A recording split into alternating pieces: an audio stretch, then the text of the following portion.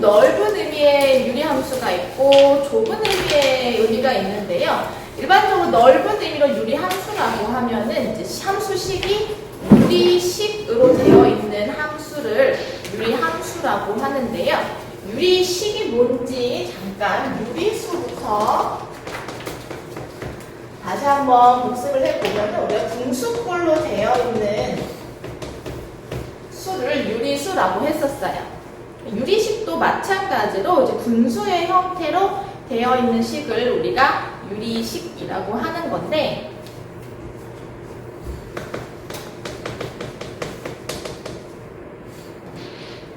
분수꼴의 식인 우리가 함수를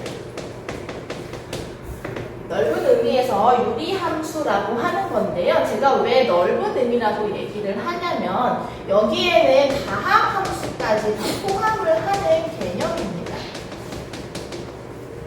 무슨 말이냐? 예를 들어가지고 말씀드려볼게. 분수의 꼴이라고 했으니까 뭐 2분의 x제곱 이런 것도 유리함수다라는 거고요. 아니면 분모에도 x가 있고 분자에도 x가 있는 이러한 함수도 유리함수인 거예요.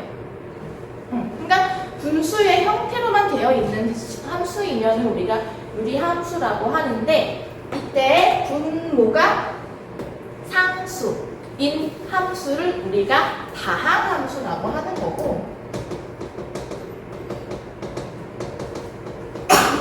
분모의 변수인 x가 있는 함수를 우리가 분수함수라고 합니다.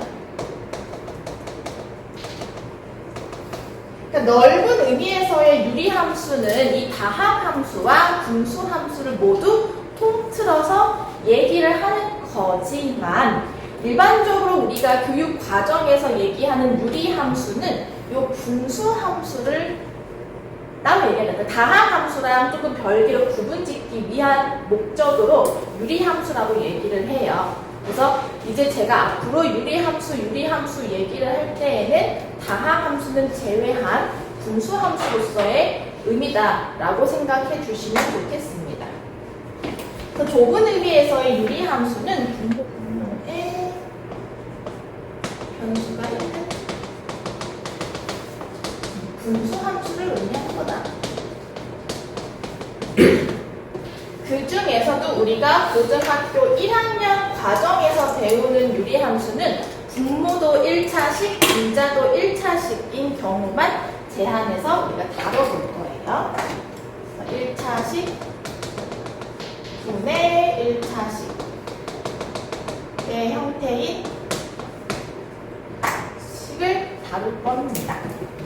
뭐 예를 들면은 x 더하기 1분의 1도 있을 테고, 뭐 x분의 x 더하기 3 이런 값들도 있고, 분모와 분자에, 특히나 분모에 분자 상관없어요. 분자에 상수가 있어서 상관없습니다. 분모에 이렇게 변수가 있는 분수 함수를 제가 좁은 의미의 유리함수로 이제 앞으로 사용을 할 거고요. 특히나 이제 1차식과 1차식인 경우만 다뤄보도록 할 거예요. 알겠죠? 자, 그럼 유리함수 같은 경우에는 분모의 변수가 있기 때문에 가장 큰 특징이 뭐냐면은 정의역이 모든 실수가 되지 않아요. 왜냐하면 수학에서의 우리 분모에는 0이 될 수 없다, 0으로 나눈다라는 개념은 없다라고 줄기차게 우리가 공부를 해왔을 거야. 왜 그런지에 대한 이유를 이제 들어보신 분들도 있는지, 아니면 왜 그런 건지는 모르는 친구들도 있긴 하겠지만, 그러니까 0으로 나눈다, 뭐 나누기 0이라고 하는 식은 항상 오류가 있을 수밖에 없어요. 곱하기에 0으로 생각을 해주시면 되는데요. 뭐 예를 들어서 뭐 결과가 3이라고 해보자. 그러면은 0 곱하기 3은 항상 0이란 말이야? 그러니까 이 네모가 어떤 상수가 올 수가 없어. 왜냐하면 우리 이거 0으로 하면은 이 저각부서 항상 0일 거잖아. 근데 0 나누기 0이 3이다? 이건 좀 이상하지? 그러니까 0으로 나누는 경우는 항상 오류가 생길 수밖에 없기 때문에 우리가 0으로 나눈다라는 거는 정의하지 않아요, 수학에서. 그런데 분모라고 하는 건 나누는 수잖아. 그러니까 나누는 함수인 분모가 0이 되는 경우는 정의하지 않아, 수학에서. 따라서 유리함수의 큰 특징은 뭐다? 특히 여러분들도 이제 계속 고려하면서 풀어야 하는 점이 뭐냐? 바로 정의역의 범위가 지금까지 우리가 다뤄왔던 1차 함수나 2차 함수하고 다르게 정의되지 않는 x가 있다라는 거예요. 우리가 지금까지 배웠던 1차 함수나 2차 함수는 다항함수라고 합니다. 뭐 분수 꼴이어도 이렇게 분모가 상수인 다항함수인 건데, 다항함수는 정의역이 다 모든 실수였어요. 모든 실수 x를 정의를 할 수가 있고, 그 x에 따라 모든 y값들을 가지는 거였죠. 이차 함수는 별개지만. 아무튼 정의역이 모든 실수였는데, 유리함수의 정의역은 분모가 0이 되면 안 된다. 분모가 0이 되지 않는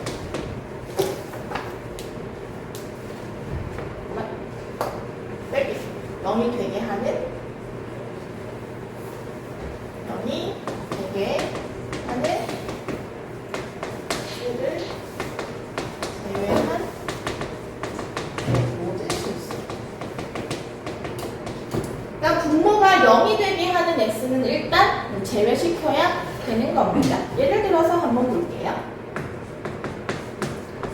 그럼 제가 왼쪽에 적어놨던 x 더하기 1분의 1이라고 하는 유리함수는 정의역이 어떻게 되느냐? 자, 분모가 언제 0이 됩니까? 마이너스 1이면 0이 되죠? 마이너스 1이야? 마이너스 1이 되면 안 되기 때문에 마이너스 1이 아닌 실수가 정의역이 되는 거예요. 또 하나 해볼까? 그럼 x분의 x 더하기 3이라고 하는 저 유리함수의 정의역은 뭐가 되는 거야? 분모가 0이면 0이 되니까 안 되겠죠? 그래서 0을 제외시켜야 되는 거예요. 0이 아닌 실수. 0은 안 되면 나머지는 다 돼.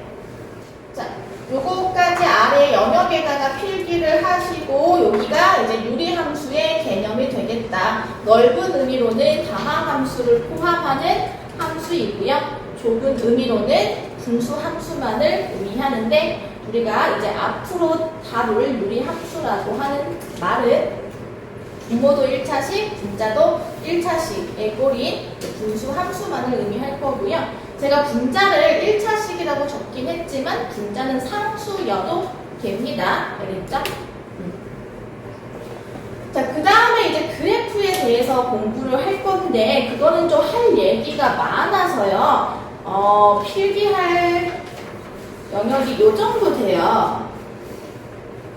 그래서 맨 뒤에 아마 빈 여백이 있으실 거야. 거기에다가 같이 필기를 해주시면 좋겠습니다.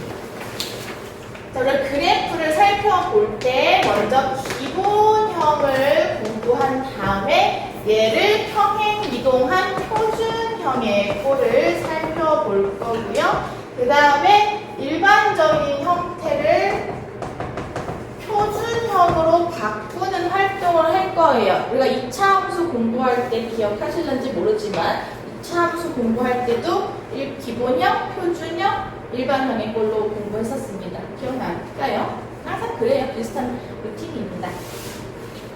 자, 기본형은 아무래도 가장 기본적인 형태, 분모의 x 하나만 있고 분자의 상수가 오는 x분의 k가 기본적인 형태가 되겠고요. 얘의 그래프는 우리가 까마득한 옛날 옛적 중학교 1학년 때 반비례 관계라는 이름으로 배운 적이 있습니다.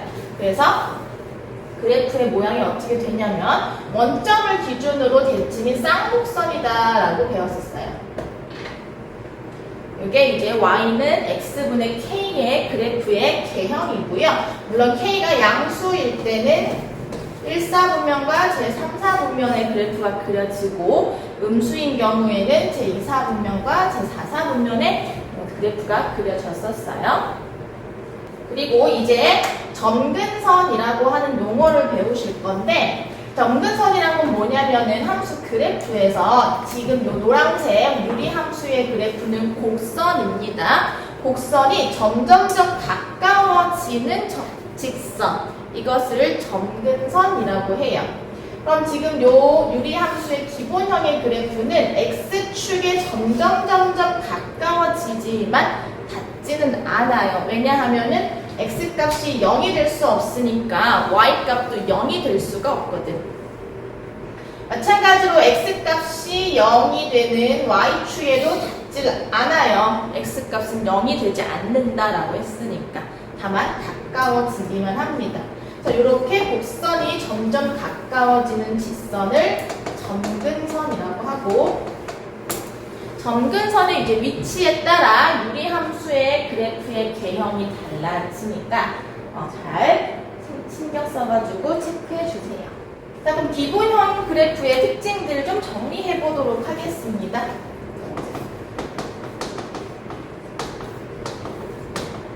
정의역은 역시 0이 하는 실수고요. 따라서 치역도 0이 될 수는 없어요. 0을 제외한 모든 실수가 치역이 되겠습니다. 그리고 점근선의 방정식도 항상 눈여겨보셔야 한다.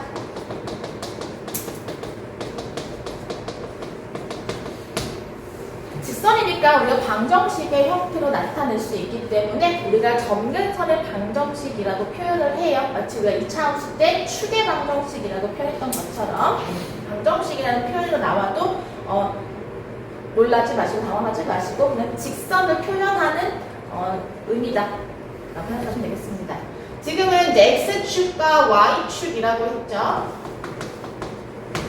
x축을 우리가 방정식의 형태로 나타내면요, y의 값이 전부 0인 y는 0이라고 나타내실 수가 있겠고요. y축은 x의 값이 전부 0인 x는 0이라고 나타낼 수 있겠습니다. 이거 알아? 무슨 말인지? 축의 평행한 직선의 방정식 나타낼 때는 변수가 하나의 문자만 있잖아.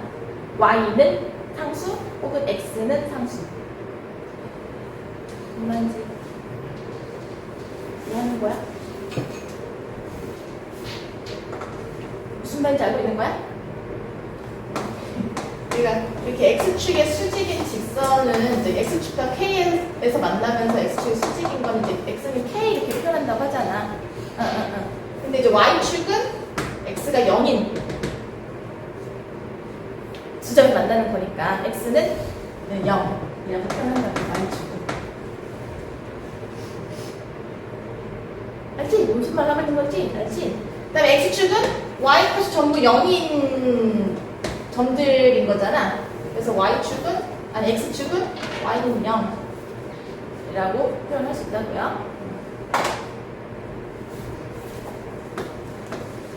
자, 그 다음 대칭성인데요. 첫 번째, 원점 대칭입니다. 다음 두 번째, y는 x 직선에 대하여 대칭이고요. 세 번째, y는 마이너스 x 직선에 대하여 대칭입니다. 원점 대칭이라는 거는 여러분들 그래프 보시면은 이해가 되실 것 같고, y는 x 직선을 기준으로 좌우 역시 대칭이라는 거 이해하실 수 있을 겁니다.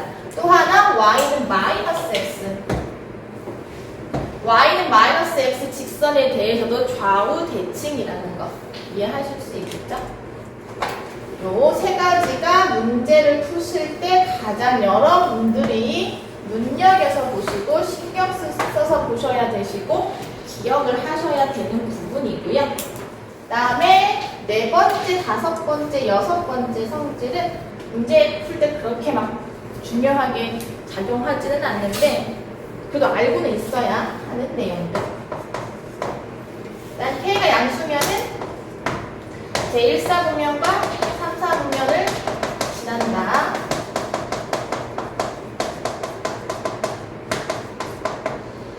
그럼 K가 음수일 때는 제2사분면과 4사분면을 지난다.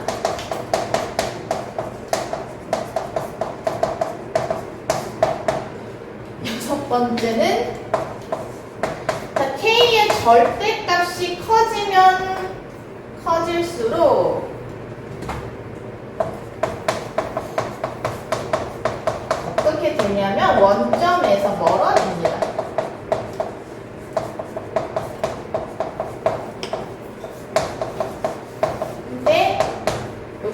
개념 물어보는 문제에서는 알고 계셔야겠지만 딱히 이제 응용 문제나 적용 문제를 푸실 때는 중요한 요소는 아니고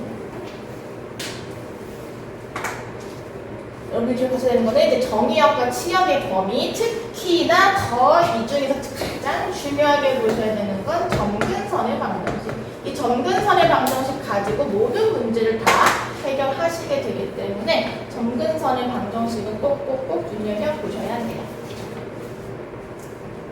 자, 이게 지금 얘기하고자 하는 표준형과도 관계가 있겠습니다. 자, 표준형은 우리가 평행 이동을 통해서 구해내실 수가 있는데 다 평행 이동 배운 사람들이니까 이해하시는데 무리가 없으실 거라 생각을 해요.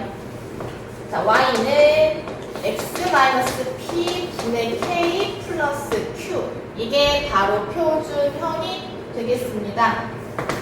어떻게 구할 수 있겠어요? y는 x분의 k를 x축의 방향으로 p만큼 그 다음에 y축의 방향으로 q만큼 평행 이동해서 구할 수 있죠.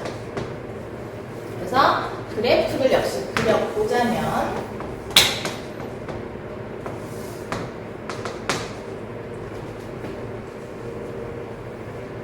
x축의 방향으로 p만큼 양수라고 가정을 해볼게요. y축의 방향으로 q만큼 평행 이동을 할 거니까 점근선도 그대로 따라서 평행 이동을 하는 겁니다. 그래서 y축이었던 점근선이 이렇게 x는 p라는 선으로 평행 이동하는 거고요.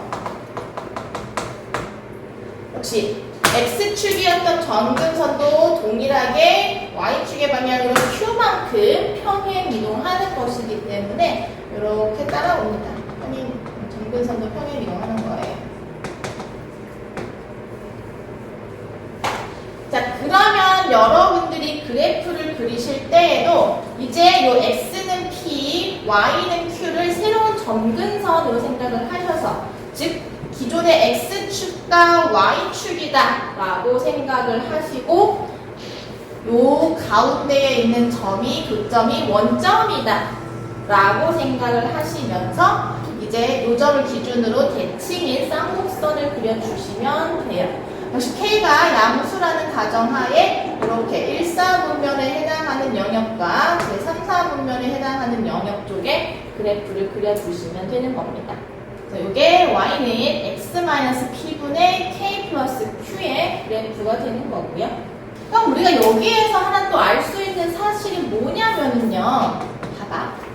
우리가 y는 x분의 k랑 요 y는 x-p분의 k 플러스 q랑 똑같이 p만큼 q만큼 평행 이동을 한 것이기 때문에 결과적으로 k의 값이 같으면 평행 이동을 했을 때 겹치게 된다는 거예요. k의 값이 같으면 평행 이동 시 겹치게 된다. 그래서 만약 문제에서 평행 이동했을 때 겹치는 함수 시, 유리함수 C를 찾아라 라고 했을 때 이 상수가 같은지 다른지를 판단하시면 된다는 겁니다. 이 표준형에서 역시 여기 중요한 1, 2, 3번은 어떻게 바뀌는지 설명드려 보도록 하겠습니다. 정의역은 이제 P가 아닌 실수 전체로 바뀌겠고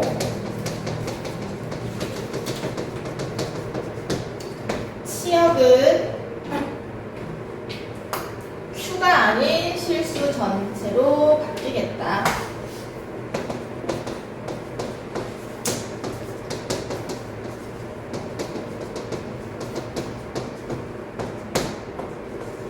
점근선의 방정식도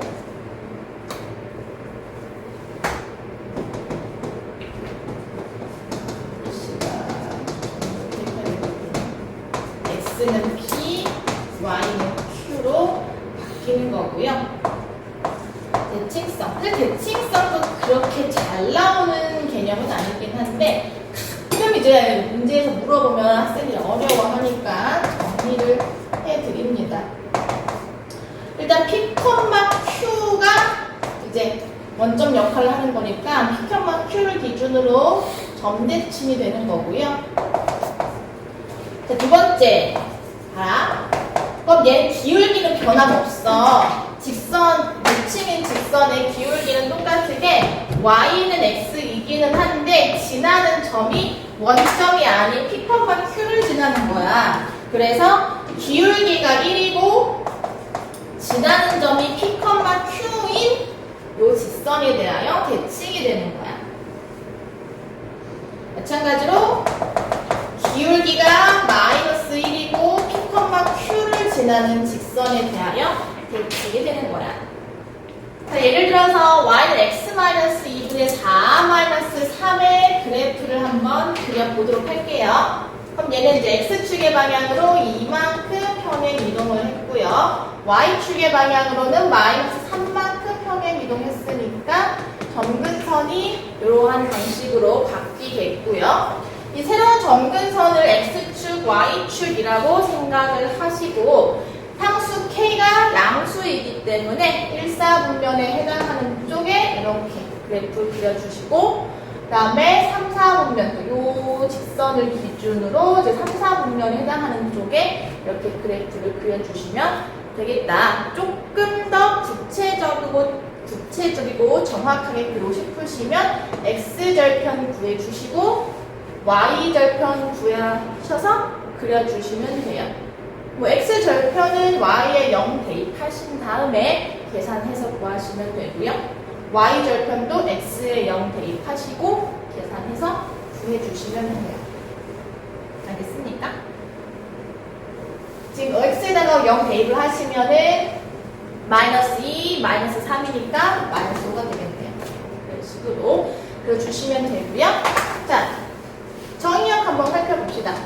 정의역 x는 2가 아닌 실수고요. C역 y는 마이너스 3이 아닌 실수인 거고요. 점근선의 방정식 x는 2, y는 마이너스 3 되겠고요. 괜찮죠? 대칭성 2, 마이너스 3을 기준으로 대칭이고요. y는 기울기 1이고 지나는 점이 2, 마이너스 3인 직선 정리하시면 x-5에 대하여 대칭인 거고요. 또 y는 마이너스 x 마이너스 2 마이너스 3 정리하시면 마이너스 x 마이너스 1에 대하여 대칭인 거죠. 그래서 여러분들이 뭘 하실 수 있으셔야 되느냐? 그래프를 보고 이러한 특징들, 정의역, 치역, 점근선, 대칭성과 같은 것들을 읽어내실 수 있어야 되고요. 반대로 식을 보고 그래프를 그릴 수 있으셔야 되고 그래프를 보고 식을 거꾸로 세우실 수 있으셔야 되고 그렇게 하실 수 있으시면 됩니다. 즉 그래프가 이렇게 줬어. y절편이 마이너스 5고요. 이렇게 수식의 형태잖아. 그래서 지금 이러한 표준형은 사실상 이제 진분수 더하기 자연수의 꼴인 거야. 무슨 말이냐면 우리가 옛날 초등학교 때 옛날 내적을 한번 떠올려 봐봐. 뭐 3분의 5라고 하는 가분수가 있었으면은 요거를 1 더하기 3분의 2라는 형태로 바꿨었지. 이게 표준형이라는 거야. 자연수. 그리고 분모는 1차, 분자가 상수. 즉 분모의 차수가 분자의 차수보다 더 큰 거니까 얘가 이제 진분수라고 생각을 해주시면 돼. 즉 우리가 이렇게 가분수로 주어진 게 일반형이라면 이거를 대분수의 형태로 바꾸는 게 표준형이라는 얘기야. 뭔지 알겠어? 그럼 우리가 가분수를 대분수로 바꿀 때 어떻게 했었냐면은 첫 번째가 나눗셈을 이용했었지.